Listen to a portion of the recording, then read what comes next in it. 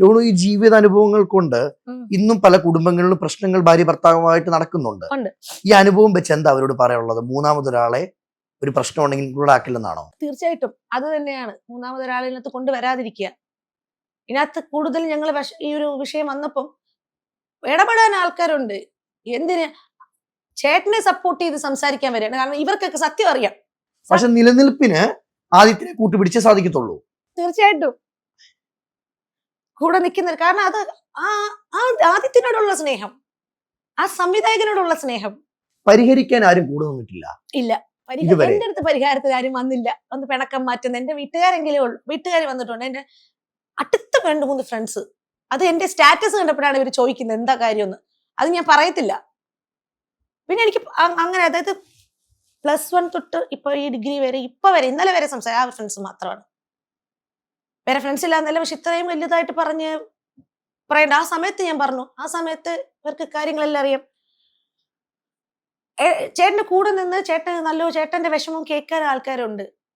ചേട്ടൻ സത്യം പറഞ്ഞോ കള്ളം പറഞ്ഞോ ആയിക്കോട്ടെ, കണ്ണുനീര് പൊഴിച്ചോ, എങ്ങനെ ആയിക്കോട്ടെ, അത് വിശ്വസിച്ച് ഇന്നേ വരെ ഒരാൾ എന്റെ അടുത്ത് വന്നിട്ട് ചോദിക്കുക എന്താ മോളെ പ്രശ്നം, നിങ്ങൾക്കിടയിൽ എന്താണ് ഇങ്ങനെ കാര്യം, ഒരാളും ചോദിച്ചിട്ടില്ല. ഒരു മനുഷ്യന്റെ ജീവിതത്തിൽ ആ സമയത്ത് ഞാൻ പറഞ്ഞില്ലേ, ജയൻ ചേട്ടൻ നല്ല കമ്പനിയായിരുന്നു. ആ സമയത്ത് പോലും ജയൻ ചേട്ടൻ എന്നെ വിളിക്കാൻ പറ്റാതായി പോയി. കാരണം ഞങ്ങളെ തമ്മിൽ വരെ ചേട്ടൻ പിണക്കാക്കിപ്പിച്ച്. അങ്ങനെയൊക്കെ ഒരു സംഭവം ഉണ്ട്. എന്ന് വെച്ചാൽ ആദ്യത്തിന് ഒരിക്കലും ഒരു ദുഷ്ടനോ വൃത്തികെട്ടവനോ ഒന്നുമല്ല. നല്ല മനുഷ്യനായിരുന്നു. നല്ല മനുഷ്യൻ, നല്ല സ്നേഹമുള്ള ഭർത്താവ്, സ്നേഹമുള്ള അച്ഛൻ, സ്നേഹമുള്ള മകൻ. അതുകൊണ്ട് തന്നെയാണ് ഈ പിണക്കം വന്ന് ഞങ്ങൾക്ക് ഇത്രയും വർഷം ഈ പ്രശ്നത്തിന് ഡൈവേഴ്സ് മേടിച്ച് പോകുന്നേ ഉള്ളൂ. ഞാൻ പറഞ്ഞു ചേട്ടൻ നമുക്ക് പിരിയാം, ശരി. അപ്പൊ ചേട്ടൻ തമാശ ഈ ഷെഡ്യൂൾ കഴിയട്ടെ. ഞാൻ പറഞ്ഞു ശരി. ഞാൻ പറഞ്ഞു ഷെഡ്യൂൾ കഴിഞ്ഞിട്ട് എന്തായി, നീ പോയി വക്കീലിലേക്കാണ്. ഞാൻ പറഞ്ഞു എനിക്ക് വക്കീലിലേക്കാണ്, എനിക്ക് ആരെയും പരിചയമില്ല, ചേട്ടനല്ലേ വലിയ സെലിബ്രിറ്റി. എന്നാ ശരി, അടുത്ത ആഴ്ച വിട്ടെന്ന്. അതവിടെ കഴിയും. ഞങ്ങൾ ആഴ്ച ഡൈവോഴ്സ് ചെയ്യും. അത് ഒരു വാക്ക് മാത്രമായി മാറി. ജീവിതത്തിൽ ഒരു മനുഷ്യന് എന്ത് പ്രഡിക്ട് ചെയ്യാൻ പറ്റുമെങ്കിലും പ്രഡിക്ട് ചെയ്യാൻ പറ്റാത്ത ഒരേ ഒരു കാര്യം മരണമല്ലേ?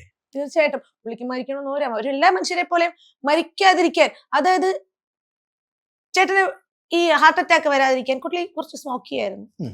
നല്ലല്ലോ വലിക്കായിരുന്നു. അത് നോർമലി ഉള്ള മനുഷ്യൻ അത് എഴുതുമ്പം വലിക്കും. ഈ ലോകത്താരും അല്ല. അപ്പം ഈ ഇടയ്ക്ക് പോയിട്ട് ബോഡിക്ക് ചെക്ക് ചെയ്യായിരുന്നു.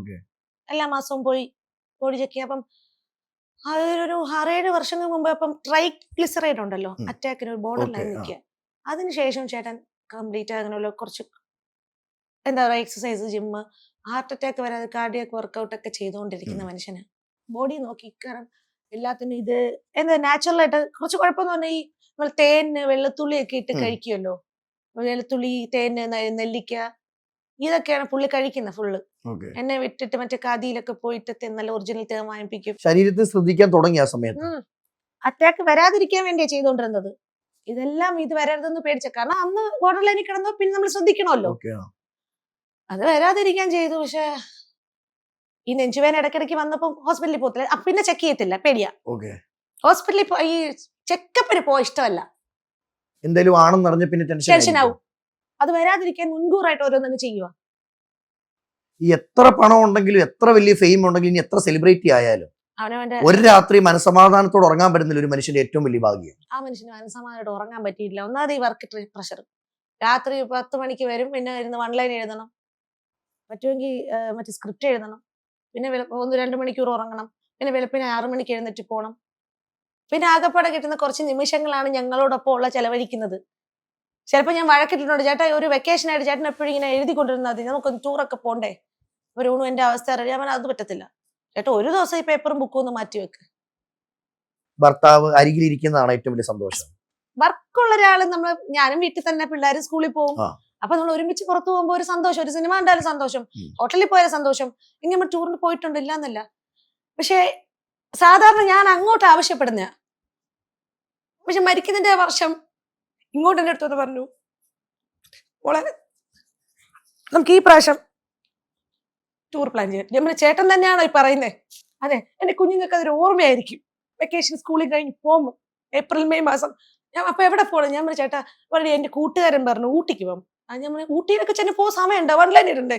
ഇല്ലടി പോവാം, പിള്ളേർക്ക് ഒരു സന്തോഷവും അവർക്ക് വെക്കേഷൻ കഴിഞ്ഞിട്ട്. പോയി തുറന്ന് പറയാൻ അതൊരു ഓർമ്മയായി. സത്യമായിട്ട് അതൊരു ഓർമ്മയായി. എന്തോ മനുഷ്യന്മാർക്ക് മരിക്കുന്നതിന് മുണ്ടാകുന്ന സംഭവമായിരിക്കും, അല്ലെങ്കിൽ ഇങ്ങോട്ട് വന്ന് പറയത്തേ ഇല്ല. കാരണം മൺലൈൻ്റെ തിരക്ക് കാര്യങ്ങൾ, പുള്ളി വർക്ക് ഭയങ്കര സ്നേഹിയ. അല്ല മോഹൻലാൽ പണ്ട് പറയുന്ന എനിക്ക് സിനിമയാണ് എൻ്റെ ഭാര്യ എന്നൊക്കെ പറയുന്ന പോലെ. അത് അത്രയും കഷ്ടപ്പെട്ട ചേട്ടൻ വന്നത്. ഒരു സമയത്ത് രോണുവിന്റെ ഫോണിൽ അടിക്കുന്ന റിംഗ് ടോണുകൾ 1000 ആണെങ്കിൽ ഇന്ന് 2 അല്ലേ ആകെ അച്ഛനും അമ്മയും. അതെ, ഞാൻ ഇട്ടിരുന്ന പാട്ട് മറ്റേ മുന്തിരിച്ചയിലുള്ള പെണ്ണയുണ്ടല്ലോ, മറ്റേ കാവ്യ മാധവന്റെ ആ പാട്ടായിരുന്നു ചേട്ടൻ വിളിക്കുമ്പോ ഇട്ടിരുന്നത്. ഇപ്പോഴും റേഡിയോ കേൾക്കുമ്പോ ഒരു വിങ്ങല ഉടനെ മാവൻ പറയും, അത് കേൾക്കുന്നവർക്കൊരു തമാശ ഉണ്ട്. ഇപ്പൊ തുടങ്ങും മേട കരച്ചിലെന്ന്, കരഞ്ഞു പോരുത്. ഞാൻ കരയും, നമുക്ക് സങ്കടം വന്ന് ഞാനിപ്പോ കരയണമെന്ന് വെച്ചിട്ടല്ല ഇവിടെ വന്ന്, പക്ഷെ പറഞ്ഞു വരുമ്പോ കരയും. കാരണം അത്രമേൽ വേദനകൾ ഉണ്ട് രോണു. അല്ലെങ്കിൽ ഒരു മനുഷ്യന് ഇങ്ങനെ കരയാൻ പറ്റുമോ? ഉണ്ട്. ഇത് അഭിനയം എന്ന് പറയുന്നവരുണ്ട് കേട്ടോ, ഇല്ലെന്നല്ല. തീർച്ചയായിട്ടും ഞാൻ അതാണ് ഏറ്റവും കൂടുതൽ പ്രതീക്ഷിക്കുന്നത്. ഇപ്പൊ എന്റെ പറയിലിനകത്ത് മറ്റുള്ളവരുടെ പേരൊക്കെ വന്നില്ല, ഇനി എങ്ങനെ പോകുന്ന എനിക്കൊരു പേടിയില്ല. അല്ലെങ്കിൽ ഞാൻ ഭയക്കുന്നില്ല, പേടിയില്ല. എനിക്ക് കൂടുതൽ ഞാൻ എന്നെ അലട്ടുന്ന എന്താ പറയുക, ഞാൻ അത് പറഞ്ഞു, ഇനി എന്റെ കുഞ്ഞുങ്ങൾക്കോ എന്റെ വീട്ടുകാർക്കോ ഒന്നും അത് എഫക്ട് ചെയ്തിരുന്നത് മതി. എന്നെ പറയുന്നത് എനിക്ക് ഒരു പ്രശ്നമില്ല. ഇത് ഞാൻ നടന്ന സംഭവം എനിക്കേ പറയാൻ പറ്റൂ, ഉള്ള സംഭവം.